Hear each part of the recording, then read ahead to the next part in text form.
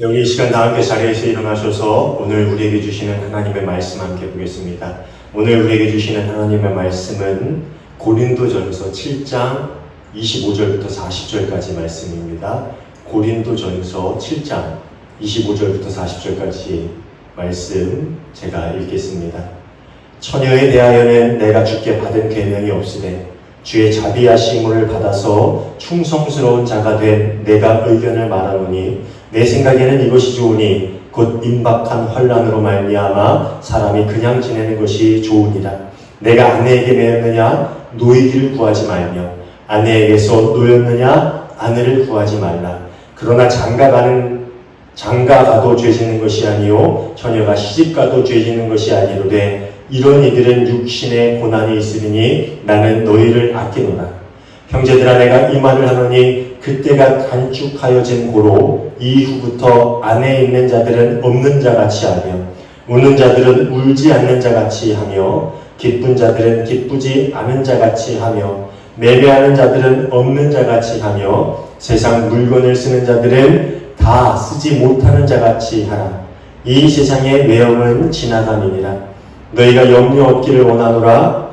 장가가지 않은 자는 주의 일을 염려하여 어찌하여야 주를 기쁘시게 할까 하되 장가가지 않은 세상의 일을 염려하여 어찌하여야 아내를 기쁘게 할까 하여 마음이 갈라지며 시집가지 않은 자와 처녀는 주의 일을 염려하여 몸과 영을 다 거룩하게 하려 하되 시집간 자는 세상 일을 염려하여 어찌하여야 남편을 기쁘게 할까 하느니라. 내가 이것을 말하면 너희의 유익을 위함이요 너희에게 올무를 놓으려 함이 아니니 오직 너희로 하여금 이치에 합당하게 하여 흐트러짐 없이 주를 섬기게 하려 함이라. 그러므로 만일 누가 자기의 약혼녀에 대한 행동이 합당하지 못한 줄로 생각할 때에 그 약혼녀의 혼기도 지나고 그같이 할 필요가 있거든 원하는 대로 하라. 그것은 죄짓는 것이 아니니 그들로 결혼하게 하라. 그러나 그가 마음을 정하고 또 부득이한 일도 없고 자기 뜻대로 할 권리가 있어서 그 약혼녀를 그대로 두기로 하여도 잘하는 것이니라. 그러므로 결혼하는 자도 잘하거니와 결혼하지 아니하는 자는 더 잘하는 것이니라. 아내는 그 남편이 살아있는 동안에 매여 있다가 남편이 죽으면 자유로워 자기 뜻대로 시집을 갈 것이나 주 안에서만 할 것이니라. 그러나 내 뜻에는 그냥 지내는 것이 더욱 복이 있으리로다. 나도 또한 하나님의 영을 받은 줄로 생각하노라. 아멘. 이는 오늘 우리에게 주시는 하나님의 말씀입니다. 자리에 앉아주시기 바랍니다. 오늘도 함께 예배하는 우리 모두에게 주님 주시는 참된 평화가 충만하게 임하기를 간절히 소원합니다. 여러분 종말론적 신앙이라는 말을 한번 들어보셨을 것입니다. 종말론적 신앙. 요즘 이단들이 너무 설치다 보니까요. 이런 종말이라는 단어가 들어간 말을 들으면요. 좀 불편한 감정을 갖는 분들도 아마 있으실 것 같아요. 그런데 사실 이 종말론적 신앙이라는 것은요. 그리스도인의 정체성이다라고 이야기할 수 있을 만큼 중요한 말입니다. 흔히 우리는 이미와 아직 사이의 시간을 살고 있다라는 이야기를 하지요. 여러분 혹시 들어보셨습니까? 이미와 아직 사이. 그러니까 이미 시작되었지만 아직 완성되지 않은 그 사이를 살고 있다라는 말인데요. 이 땅을 향한 하나님의 구원의 역사가 예수 그리스도의 오심으로 이미 시작되었고 예수 그리스도의 재림으로 완성될 것인데 우리는 그 사이의 시간들을 살아가고 있다라는 이야기가 바로 이미와 아직 사이의 시간을 살고 있다라는 이야기입니다.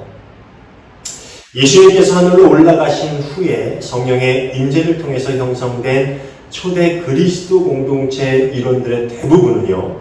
하나님의 종말론적 구원의 완성, 즉 예수 그리스도의 재림. 그러니까 예수 그리스도께서 재림하시면 하나님의 구원이 완성된다. 그것이 종말론적 구원의 완성이거든요. 이것이 곧 임하게 될 것이다.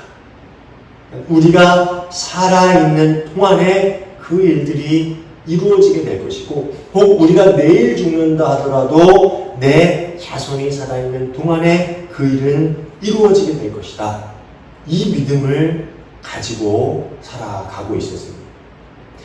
예수님의 제자들도 역시 그랬고요. 또 바울 사도 또한 그런 믿음을 가지고 있었던 것으로 보입니다. 오늘 본문 29절을 보면은요, 이 바울 사도는 때가 얼마 남지 않았으니 라는 말을 하고 있지요. 이는 곧 예수님께서 다시 오셔서 이 세상을 심판하시고 하나님의 구원 역사의 완성이 곧 이루어질 것이다 라는 그러한 바울 사도의 믿음을 보여주고 있는 부분입니다. 바울뿐만 아니라 많은 초기 그리스도 공동체의 일원들은 곧 종말이 올 것이기 때문에 이 세상이 영원히 있을 것처럼 안주해서는 안 된다라는 믿음을 가지고 있었어요.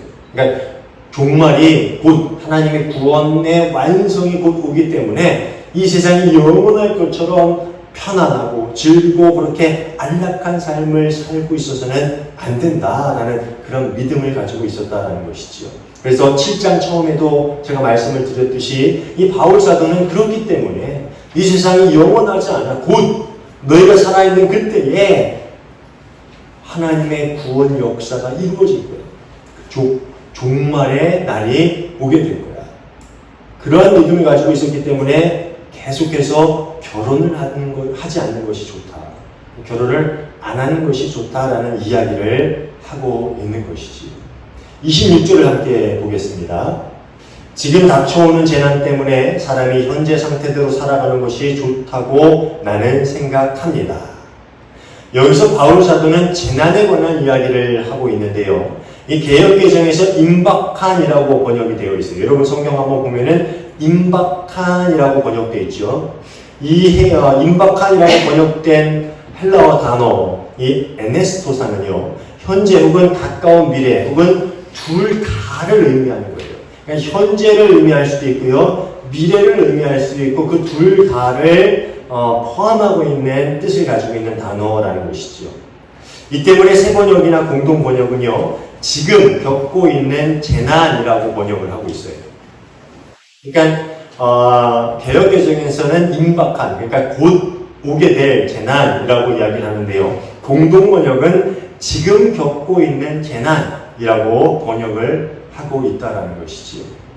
왜냐하면요, 이 재난을요, 이 당시의 그리스 주변 지역들에 닥친 기근 때문에 이 식량 부족의 난을 겪고 있었거든요. 그러니까 많은 사람들이 참 어려운 삶 가운데서 살아가고 있었는데 그것을 이 고난으로 해석하기도 해요. 그러니까 지금 겪고 있는 게 곧 종말의 날이 다가올 것이기 때문에 생긴 일들이야.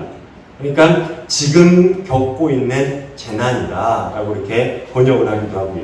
또 바울 사도는 종말의 때가 되면은 견디기 힘든 재난의 시간이 올 것이다.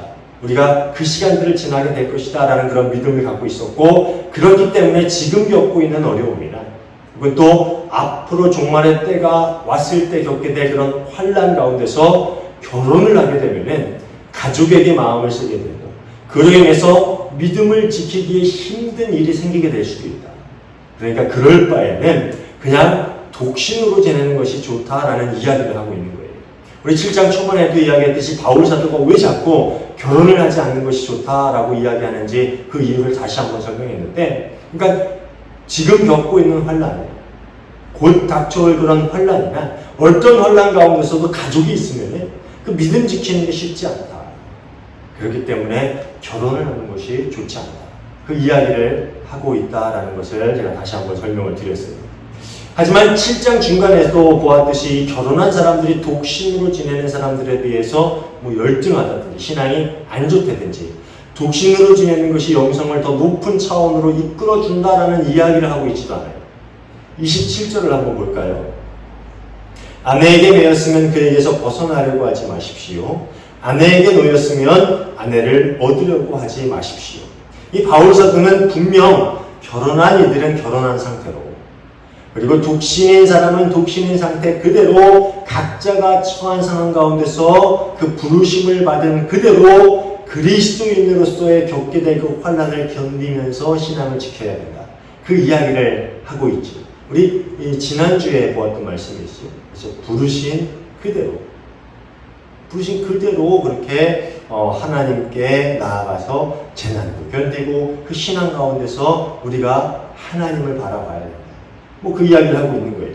그러니까 바울은 하나님의 명령이 아닌 자신의 의견으로 이야기하고 있다라는 그 말을 오늘 본문 가운데서 이제 피력을 하면서요. 결혼을 하지 않는 것이 현재 고난이나 또 앞으로 다가올 환난을 견디기에 더 수월하기 때문에 결혼을 하지 말라라고 권면을 하고 있는 거예요. 하지만 한편으로는 우리가 고린도 교회 상황을 본 것처럼 그렇다고 결혼한 사람들이 구태여 이혼을 할 필요는 없다. 너희가 그렇다고 굳이 결혼했는데 이혼하려고 하지도 말라라는 그런 이야기를 하고 있는 것이지요. 물론 우리가 이제까지 이야기를 나눴던 것처럼 이 바울 사도의 이런 권면은 한 시대적 상황 가운데서 이 메시지를 해석해야 되기 때문에 오늘날 청춘 남녀에게 결혼을 하지 않는 것이 좋다라고 그렇게 권면하면 안 되는 거예요. 그리고 옳지 않습니다. 우리 청년도 있지만 결혼하는 것이 좋지 않습니다. 혼자 지내십시오. 이렇게 권면한다면 그것은 잘못된 해석입니다. 그러니까 그 시대적 상황 가운데서 바울 사도와 초대 그리스도 공동체들이 갖고 있던 그런 믿음으로 인해서 이런 권면이 주어졌고 또 고린도 교회의 상황 때문에 이런 좀 알쏭달쏭한 이러려는 거야, 저러려는 거야, 어떻게 하려는 거야, 뭐가 낫다는 거야, 참 알기 힘든 그런 메시지가 전파되고 있는 건데요. 다만 바울 사도가 이야기하고자 하는 요지가 무엇인지 우리가 그것을 분명히 알아야 됩니다. 이 바울 사도가 이야기하고자 하는 요지는 우리가 이 세상을 살아가고 있지만 이 세상 것들에 사로잡혀 살아갈지는 말자. 이 세상에 사로잡혀서 우리의 신앙이 흔들리게끔 하지 말아야 한다. 이야기를 하고 있는 거예요. 29절부터요. 이 바울 사도는 더욱더 구체적으로 이런 메시지에 대해서 자세한 상황을 들어서 설명을 하고 있어요. 그러니까 바울 사도가 이야기하고자 하는 그 요지가 29절부터 31절까지 이게 나오고 있는데 한번 볼까요? 형제자매 여러분, 내가 말하려는 것은 이것입니다. 때가 얼마 남지 않았으니 이제부터는 안에 있는 사람은 없는 사람처럼 하고 우는 사람은 울지 않는 사람처럼 하고 기쁜 사람은 기쁘지 않은 사람처럼 하고 무엇을 산 사람은 그것을 가지고 있지 않은 사람처럼 하고 세상을 이용하는 사람은 그렇지 않은 사람처럼 하도록 하십시오. 이 세상의 형체는 사라집니다. 정말 알쏭달쏭하죠. 이게 무슨 말이죠? 이게 무슨 말일까? 알쏭달쏭하죠. 우는 사람은 울지 않는 사람죠. 기쁜 사람은 기쁘지 않는 사람죠. 무엇을 가진 사람은 가지고 있지 않은 사람죠. 이 말이 뭘까요? 이 말은 한마디로 요약하자면 이 세상 것에 얽매이지 마라. 세상의 모든 것으로부터 자유한 삶을 살아라. 그 이야기를 하고 있는 거예요. 결혼을 하든 안 하든 그게 문제가 아니다. 아내나 남편이 있는 사람은 이 세상에서 단지 아내나 남편을 기쁘게 하려는 그런 삶을 살기보다는 하나님을 기쁘게 하는 그런 삶을 살고 또 세상의 일들로 인해서 기뻐하거나 슬퍼할 수 있지만 너무 그 기쁨에 사로잡히지도 말고 너무 그 슬픔에 매몰되지도 말아야 합니다. 또 이 세상에서 재물을 가지고 살 수는 있지만 그것들이 우상이 되는 어리석은 삶을 살지 말고 오직 청지기로서 그것을 바르게 사용하는 삶을 살아야 된다. 세상의 것들이 좋든 나쁘든 간에 우리는 그것들에게 사로잡히는 삶을 살아서는 안 된다. 왜냐하면 이 세상은 영원하지 않으며 임시적인 장소에 불과하기 때문에 결국 종말의 때가 오면 모든 것이 사라져버릴 것이기 때문이다. 이 말을 하고 있는 거예요. 그러니까 있는 사람은 없는 것처럼 그것에 사로잡히지 마라. 그러니까 돈이 있는 사람은 돈이 없는 것처럼 내가 그것에 자유한 것처럼 살아라. 아내가 있는 사람은 아내가 없는 사람처럼 기쁜 사람은 너무 세상 일에 기뻐하지도 말고 슬픈 사람은 너무 세상 일 때문에 낙심하지도 말고 그 모든 세상의 일로부터 내가 얽매이지 말고 무엇에 얽매이라는 거예요? 오직 하나님을 기쁘시게 하는 일이 무엇인가를 고민하면서 그것을 바라보는 삶을 살아요. 여기 이 29절부터 31절까지 바울 사도가 이야기하고 있는 7장 전체의 핵심이 여기에 나오는 거예요. 32절부터 이 바울 사도는요, 세상의 일들에 사로잡혀 살면 그리스도인이 어떻게 되는지에 대해서 아주 단편적인 한 가지 예를 들어서 설명을 하고 있는데요. 결혼한 남자는 아내를 기쁘게 하기 위해서, 또 아내는 남편을 기쁘게 하기 위해서 마음을 빼앗긴다라는 말을 하고 있어요. 물론 결혼을 통해서 맺어진 부부는요, 서로를 기쁘게 하기 위해서 최선을 다하고 애를 쓰고 노력하는 게 맞아요. 서로를 기쁘게 하고 그러게 하기 위해서 최선을 다해 사랑하고 섬기는 것이 맞지요. 바울사도 또한 이 에베소서 5장을 보면은요, 아내를 향한 남편의 헌신적인 사랑과 또 남편을 향한 아내의 사랑이 그 자체로 하나님을 기쁘시게 하는 일이다. 그리고 그분의 형상을 영화롭게 반영하는 일이 된다라는 그런 메시지를 전달해 주고 있어요. 그러니까 바울 사도도 그게 나쁘다라는 이야기를 하고 있지는 않아요. 다만 무엇을 이야기하고 있느냐 하면 모든 관심이 배우자를 포함한 모든 사람에게 쏠려 있어서는 안 된다. 우리 삶의 모든 관심, 우리 인생의 모든 시선이 오직 사랑하는 사람을 위해 쓰여지고 거기에 쏠려있고 그 모든 열정이 거기에 사용되어서는 안 된다. 그것은 옳지 못하다라는 이야기를 하고 있는 거예요. 그것이 아내가 될 수도 있고요, 남편이 될 수도 있고요, 심지어 자녀가 될 수도 있다라는 거예요. 왜냐하면 다른 어떤 대상으로 우리의 마음이 향하면요, 우리는 점점 하나님을 전적으로 의지하고 신뢰하는 마음을 잃어갈 수밖에 없습니다. 그리고 우리가 너무 어떤 사람에게 집중하고 거기에 사랑을 쏟다 보면은 일단 하나님과 하나님의 뜻과 그 사랑하는 사람의 뜻에 충돌이 생겼을 때 우리는 하나님의 뜻을 선택하지 않는 경우가 생기게 된다. 분명히 그런 겁니다. 이것이 이 바울 사도가 32절부터 34절까지 결혼이라는 단편적인 예죠. 이 단편적인 예를 들어서 설명하는 사람들의 보편적인 마음이라는 거예요. 바울의 입장은 분명해요.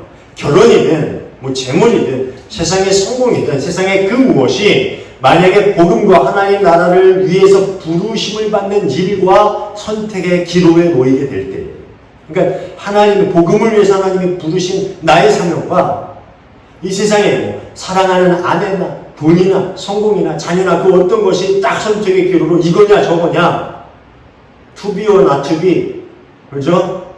딱 선택의 기로로 놓였을 때 너희가 뭘 선택할 거야? 그거 분명히 알아야 된다. 바울은 이 이야기를 하고 있는 거야. 그러니까 너희가 그런 자신이 없으면 결혼하지 마. 결혼해서 아내를 두고 남편을 두고 자식을 두고 그 순간에도 이 선택의 기로가 딱 놓여졌을 때 너희가 분명 하나님 복음을 위해 부르심을 받은 그것을 선택할 자신이 없다면 결혼하지 마. 결혼이 나쁘다는 게 아니라 너희가 그 어떤 순간에도 사로잡혀서 그 사로잡힐 그런 위험이 있다면 안 하는 게 낫지 않겠냐. 결혼 자체가 부정적이다라는 이야기를 하고 있는 게 아니라 그 이야기를 하고 있다라는 것이지요. 제가 이번 주 주보에 한 책에 나오는 글을 인용해서 글을 썼는데요. 여러분 한번 꼭 읽어보시길 바랍니다. 뭐냐면 우리에게 박해가 없는 것은 우리 사회가 성숙해졌기 때문이 아니라 교회와 세상이 가치를 공유하기 때문이다. 이게 포스트 크리스텐덤 시대의 한국 기독교라는 책에 나오는 한 구절인데요. 아주 제가 지금 일부인데 초반까지만 읽었어요. 근데 그 초반에 나오는 글인데요. 제가 이것을 읽으면서 참 가슴이 아팠어요. 읽으면 읽을수록 가슴이 아파오는 글이에요. 이제 박해라는 게 우리 사회에서 찾아보기 힘들잖아요. 우리 한국 사회에서는 최소한 믿는 것 때문에 박해받는다라는 생각은 안 하는데 그게 우리가 성숙했다든가 사회가 성숙했기 때문이 아니라 교회가 신앙이 세상과 가치를 공유하기 때문에 박해를 받지 않는다. 사실 그래요. 박해라는 게 모양과 정도가 달라졌을 뿐이지 우리가 정말 세상적인 가치관을 거부하고 우리가 정말 하나님의 뜻에 따라서 살려고 하면요 왜 박해가 없습니까? 있어요. 내 스스로 일어나는 박해일 수도 있고요. 또 경제적인 어려움일 수도 있고요. 또 사회로서 받는 눈총일 수도 있고요. 뭐 어떤 모양이든 어떤 정도든 박해라는 게 없을 수 없습니다. 있을 수밖에 없어요. 내 자신의 불편함도 박해 중에 하나일 수 있죠. 그게 없다라는 것은 세상과 그리스도인의 가치관이 맞아떨어지기 때문에.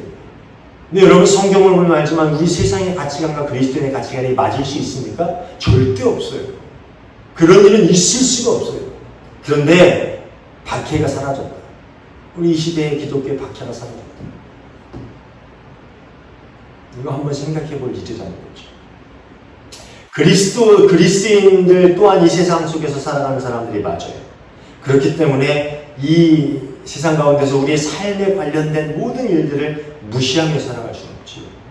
어떻게 우리가 세상의 일들을 무시하고 외면하면서 살아갈 수가 있어요?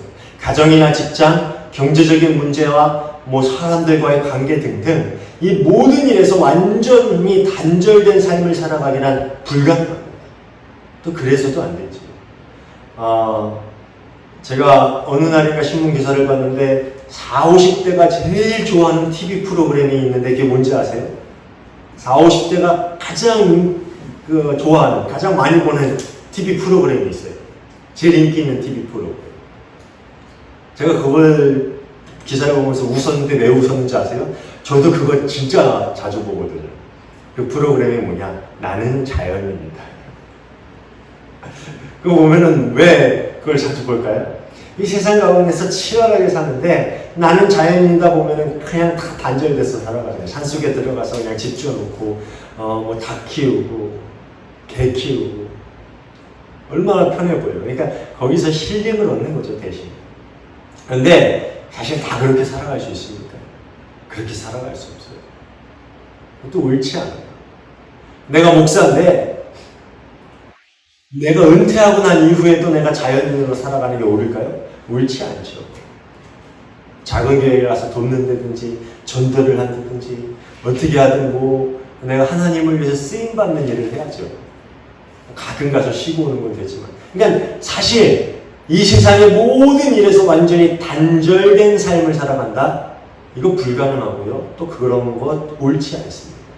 그렇지만 적어도 그리스도인이라면은 세상 일에 잠식되어서는 안 된다라는 것은 분명하죠.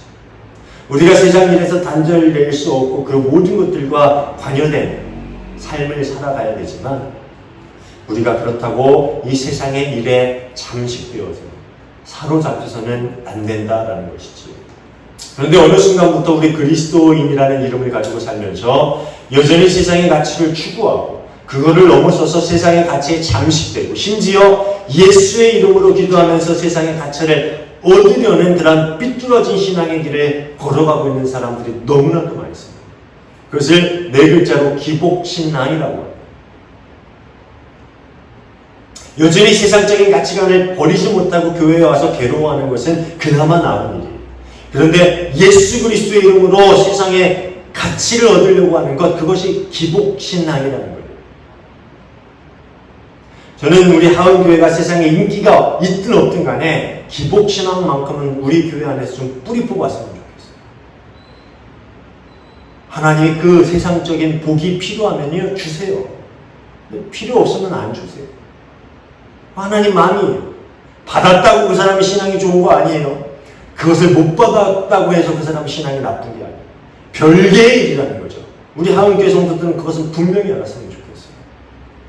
여전히 세상적인 가치관을 추구하고 그것에 사로잡히고 교회에 나와서 그것을 구하려는 그러한 잘못된 삐뚤어진 신앙을 갖지 않으시기를 바랍니다. 이 글에 나오는 말처럼 어느 순간부터가 세상의 가치를 교회가 그리스도인이 공유하는 그런 모습이 만연해 있는데 그러지 않기를 바랍니다. 우린 세상의 가치관 그것으로부터 자유로운 삶을 살아야 된다는 것이죠. 왜 그럴까요? 왜 그렇게 살아야 됩니까?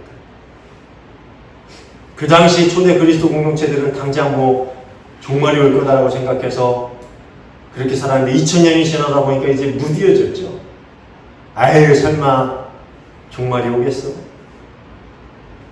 종말이 오겠어? 이렇게 살다 내 자식이 장가가고 시집가고 또 손녀 보고 그 손녀가 또 장가가고 대학 가고 장가가고 그럼 그렇게 살겠지. 무디어졌죠. 근데 제가 어떤 글을 읽다가 한 단어에 시선이 사로잡혔는데 딱 두 단어였어요. 이 단어를 딱 읽는데 이거지. 이게 그리스도인의 정체성이지. 그 두 단어가 뭐냐? Perhaps today라는 단어. Perhaps today. 어쩌면 오늘 설교의 제목입니다. 이 말에 뭐냐면 Perhaps today하고 뒤에 나오는 그 이야기 내용이 뭐냐면은 매일매일을 이 순간 주님이 오실 것이다 라는 그런 마음을 가지고 살아야 되는 것이다. 어쩌면 오늘, 아니 어쩌면 지금 예배드리고 있는 이 순간, 제가 여러분을 협박하는 게 아니라 모르는 거예요. 분명히 성경에 나오잖아요. 그때와 일자는 그때가 언제인지 모른다는 거예요. 어떻게 알아요? 어쩌면 오늘 초대 그리스도 공동체는 자신들이 살아가고 있는 날들 중에 어쩌면 오늘 아니면 내일 혹 우리가 잠들어 있는 오늘 밤중에라도 예수님께서 다시 오시고 하나님의 심판이 이 세상에 임할지 모른다라는 마음으로 하루하루 살아갔어요. 그래서 그들은 사유재산도 포기하고 서로 필요한 것들을 나누면서 살아가는 것을 마다하지 않았다라는 거죠. 바울 사도 역시 오늘 아니면 내일이라도 주님이 오실지 모르기 때문에 그냥 혼자 사는 게 낫지 않겠냐, 그것이 유익하지 않겠냐라는 그런 권면을 하고 있는 거예요.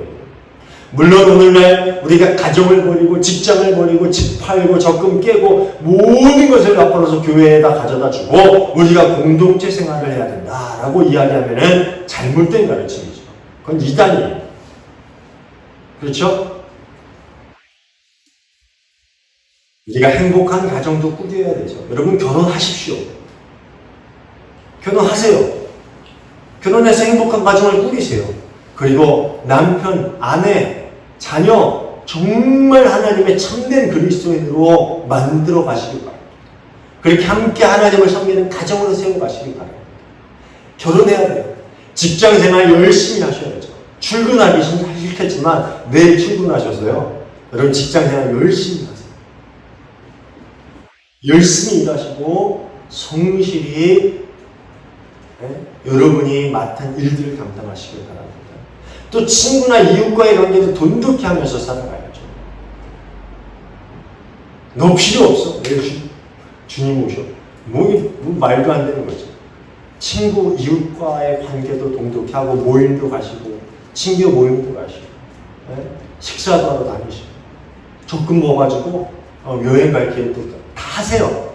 하지 말라는 게 아니에요. 내일을 준비하고 적금도 붓고 집도 사셔야죠. 나쁜 일이 아니에요.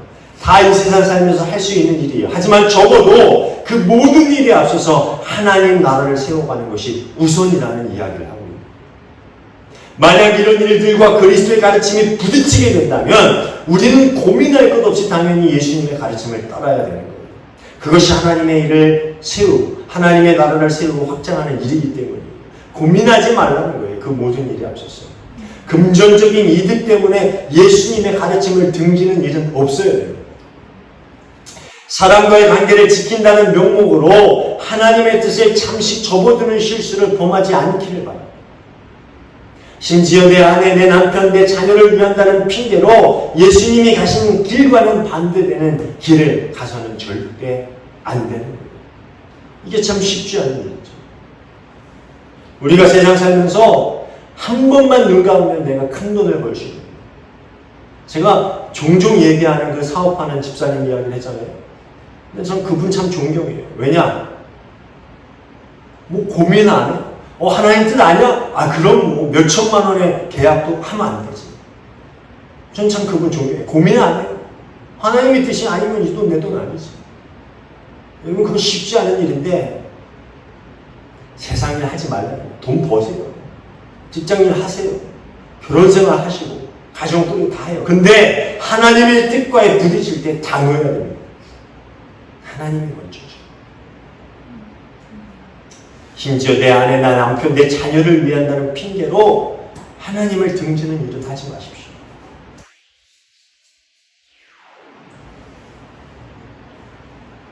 참 이게 저한테도 쉽지 않은 일인 것 같아요. 저도 저희 자녀들을 정말 사랑하고 아끼는데 참 쉽지 않은 문제예요. 그런데 우리가 늘 기도하면서 그런 일이 생겼을 때 하나님 고민하지 않게 하십시오. 내가 울면서라도 고민되더라도 내가 가슴을 찢으면서라도 하나님 뜻을 따르게 해주십시오. 여러분 그렇게 기도하시기 바랍니다. 세상에 어떤 일이든 그것이 하나님의 뜻, 예수님의 가르친 복음과 조금이라도 방향이 어긋난다면 단호하게 그 세상의 모든 것들로부터 등을 돌리고 하나님을 기쁘시게 하는 길을 걸어갈 수 있기를 바랍니다. 그래서 당장 오늘 주님을 만난다 하더라도 기쁨으로 주님을 맞으시고 정말 기쁨으로 주님을 맞이할 수 있는 저와 여러분 모두가 되시기를 주님의 이름으로 축원합니다. 기도하겠습니다. 하나님 감사합니다. 저희를 주님의 자녀 삼아주심에 감사를 드립니다. 하나님의 나라를 세워갈 수 있는 복음의 부르심 가운데 저희를 세워주심에 감사를 드립니다. 저희가 그 부르심 가운데 기쁨으로 달려올 수 있는 삶을 살아가게 하여 주시옵소서. 그러기 위해서 세상에 어떤 일에도 얽매이지 않게 하여 주시옵소서. 세상의 성공이나 물질적인 이득이나 심지어 사랑하는 아내나 남편, 자녀들에게도 얽매이지 않게 하시고 오직 주님의 부르심이 우선이고 먼저요. 오직 주님을 기쁘시게 하는 일에 정말 우선인 그러한 삶을 살아가게 하여 주시옵소서. 때로는 그 세상의 어떤 것들로 인해서 주님께 등을 돌리라는 그런 유혹이 우리를 괴롭게 하지만 그 유혹 가운데서 단호하게 주님을 바라볼 수 있는 저희가 되게 하여 주시옵소서. 그래서 우리를 통해 정말 하나님의 나라를 확장하시려는 그 소명을 저버리지 않고 온전하게 감당할 수 있는 우리와 함께 모든 성도들 다 될 수 있도록 주님 은혜 베풀어 주시옵소서. 우리 삶 가운데 늘 성령님 힘을 주시고 동행하실 줄 믿고 감사하며 예수님 이름으로 기도하옵나이다. 아멘.